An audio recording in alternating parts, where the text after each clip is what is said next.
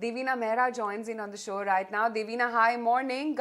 And what a day it's turning out to be, or last 2 days, I should say. Thank God for that 1 day respite yesterday, for us at least, with Devina. But what is the market getting so spooked about? You think this is just positioning ahead of the budget? Hi, Aisha. So, I mean, there are obviously budget is does bring uncertainty, but I suppose it is also the recent news on Adani Group, which has also spooked the market, as what you are saying, and that has an impact beyond just the group. I think you guys were just discussing it, and that becomes an overhang on banks also, because banks, the whole story has been that the NPA cycle is kind of behind us. But as I always say, even though right now we are market weight to overweight on slightly overweight on banks, that I am fundamentally never very comfortable with banks. I think the last interview with you also had said the same thing, that I am always scared of negative surprises in banks. Having been a banker, I know negative surprises hide somewhere, and as an outsider, there is no way you can make a judgment on where those negative surprises can come from. But then it is the highest weight in the index. That's also a reality. As a market expert, if you have to analyze the sell-off in Adani Group of stocks because of a report, a third-party report, do you think the market reaction is overdone? It's not a group that we follow very closely. Um, so I would not like to really comment on it, but I mean it is a fairly detailed report with a lot of facts and figures. So I hope the Adani Group refutes it with equal rigor in terms of the particular things they have said, rather than just a blanket rebuttal. Okay. Uh, the selling in bank also could be a factor as to Adani Group of companies have exposure to banks. The debt of Adani Group of companies has come down, I think, on Tuesday and Wednesday. Is that worry as to what will happen to the debt and what will happen to the banking system? Typically, these concerns they start. Is that fear, at least for banks, is overdone? Yes, I mean, as of now, it does appear a little overdone. In the sense, I mean, I don't see any impending collapse of this credit. As I said, that's a more generic thing, that in banks, there are always some negative surprises hiding. But the fact also is that a lot of last few years, a lot of those NPAs have been recognized, they've been provisioned for. So now that cycle had turned for the better. So to that extent, I would think that this is a little more of a knee-jerk reaction. How much the banks have fallen, and many of them may not even have exposure to that group, that particular group in any case.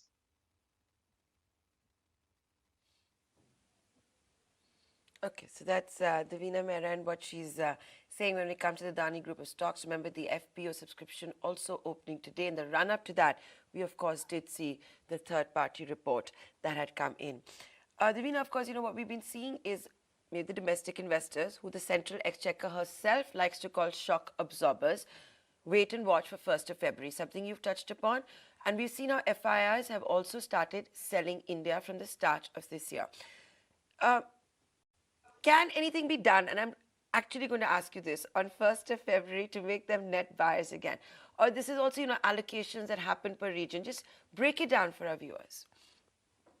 Okay, I mean, as I've said plenty of times on your show, that I don't track FII buying or selling, because it actually, data shows it has really no correlation with market movement. So it's a waste of my time to do that.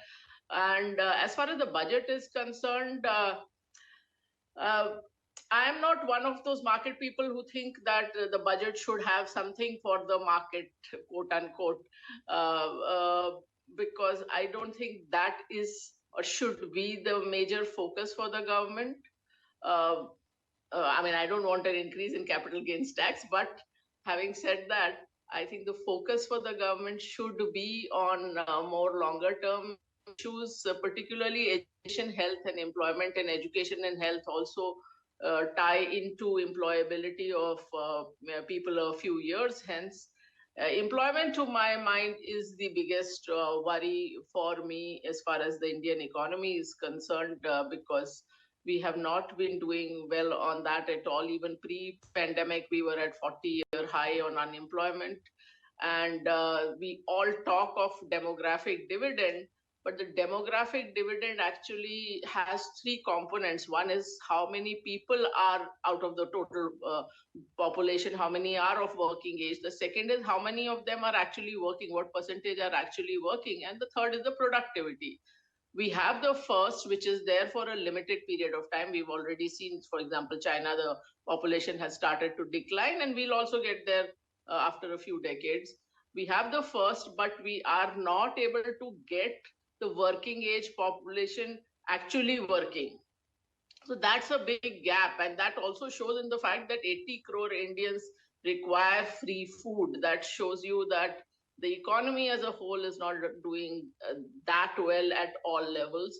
And only when you get employment will you also get the businesses growing, and therefore the stock market growing on a longer term basis, because that's where the manufacturing and services output comes from. And that's where, when people are on wage, are earning wages and salaries, they go out and spend. So that's the virtuous cycle we have to aim for, and that should be the focus. Devina, at the start of this interview, you also said that one has to watch out for the negative surprises. Very often, the fine print is, of course, in the in the details that come out. I still remember that was the case with the retro tax as well. It was never part of Pranab Mukherjee's speech. But having said that, I want to come back to banks. Now, we know SBI is, of course, in your top holdings, as is ICICI Bank. Now, this earnings season, what we have also seen, of course, is the other private sector lenders come out with good numbers. We've seen a run-up in the smaller public sector banks' valuations as well. What I'm trying to get at is has the time come for you, maybe, to, when you look at your top holdings, to give more weightage to an HDFC Bank, which Elephant has started dancing. People are now talking about Axis and Kotak also playing catch-up. Yeah, so I mean, this time we have done a bit of a rejig. We do a ground up rebalance every quarter. So in our January rebalance, these numbers are as of December end, not as because that's the last fact sheet. So there has been a rejig, and we have done some of these reallocations that you were mentioning as a possibility. Yes, we have reduced weight in some of these and put it elsewhere in banks. Devina, hi, morning. Wanted to also understand your outlook on ITC as well. Given the kind of run-up that we've seen in the stock over the last 1 year, now the company's focus as well on the FMCG business being the main growth engine for the company. What's your outlook as to what investors should do right now? In fact, ITC was, I think, our #2 winner for last year. So we got into ITC pretty early in the game. In fact, that was the first FMCG stock that we bought early last year. And we continue to hold it. I mean, that was such a dog for so long. So when that turn came, we got in fortunately at the right time. So we continue to hold that, so that that bet still continues. Fair enough. That's a view coming in on ITC. What about your view on, some of the other capital goods, infrastructure stocks? I see the likes of SKF, Cummins India, and, something like a Timken as well.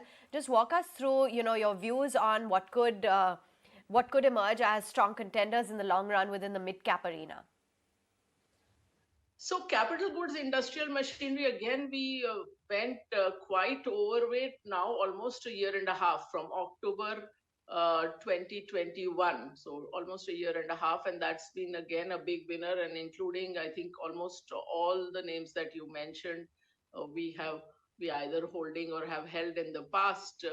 Now we have started to lighten up a bit, simply because, there's been a lot of profit in that. So we've been booking some of those profits, and so in this rebalance, we would have reduced the weightage a bit, but we would still be quite a bit overweight still. So that sector, from 2009 right up to 2021, it was a dog sector over a very long time. I mean, that I think it compounded some 2% as against the market compounding some 10%.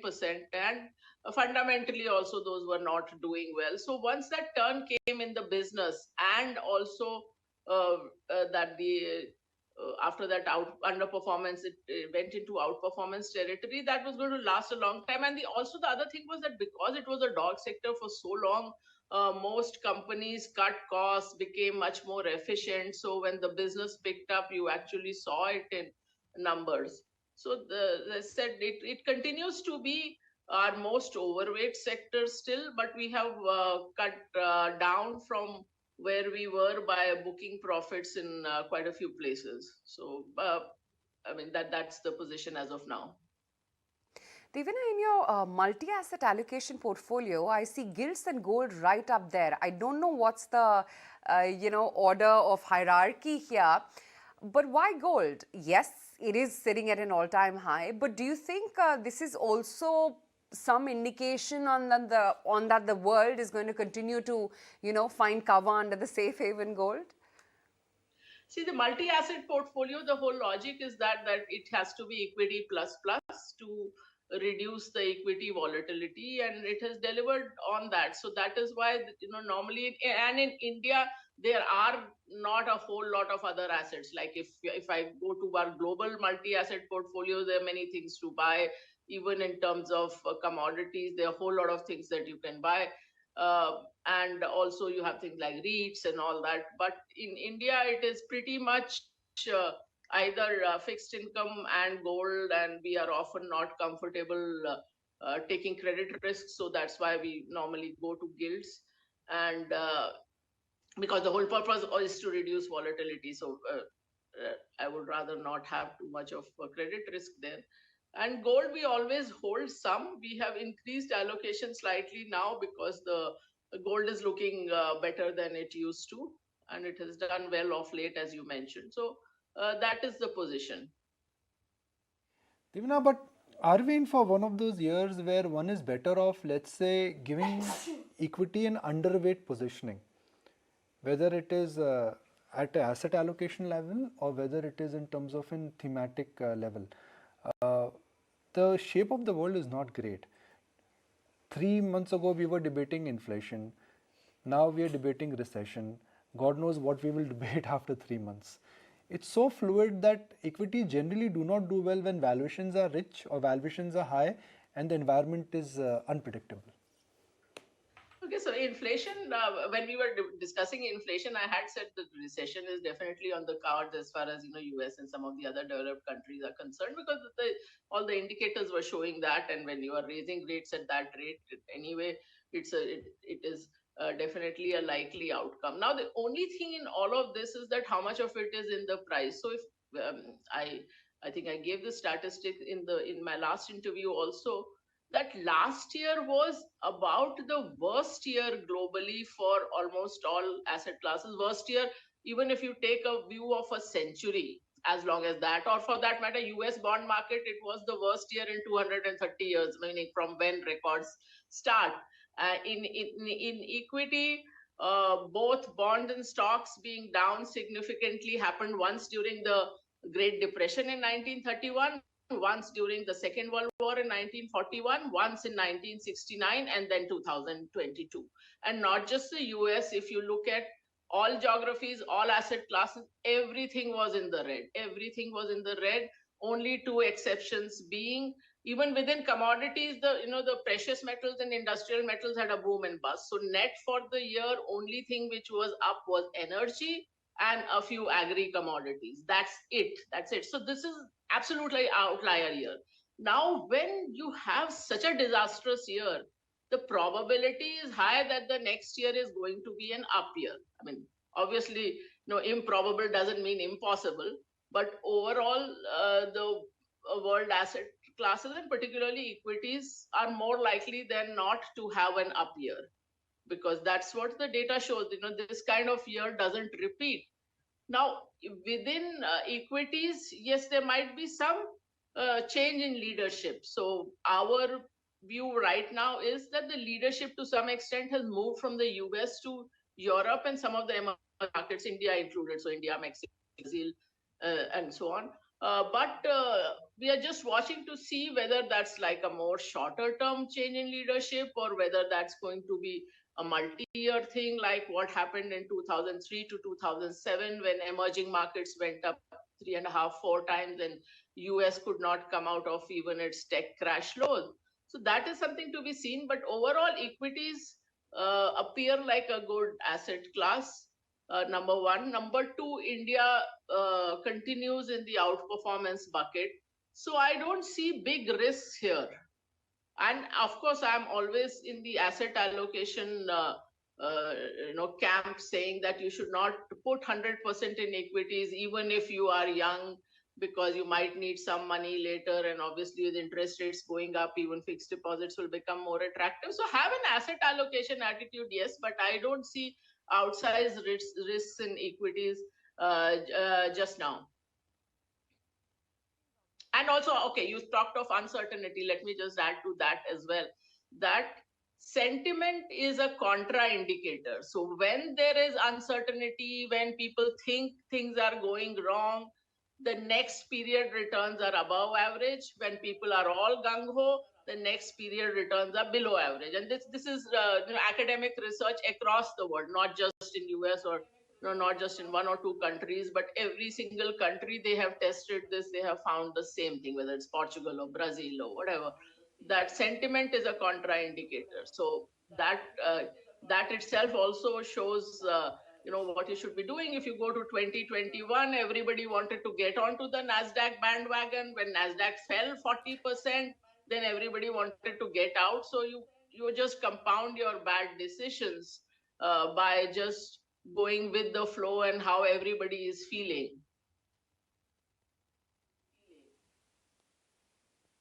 That's why own research is so important, right? And not to have that herd mentality. But Devina Mehra, it's always a pleasure talking to you. Thank you so much for joining us just a few days ahead of Union Budget, giving us your views. It's an event this time round, unlike maybe last year and in 2020, when the markets are looking forward to Union Budget a lot more. Many thanks for joining us. Thank you. Ladies and gentlemen, we're going to take a short commercial break.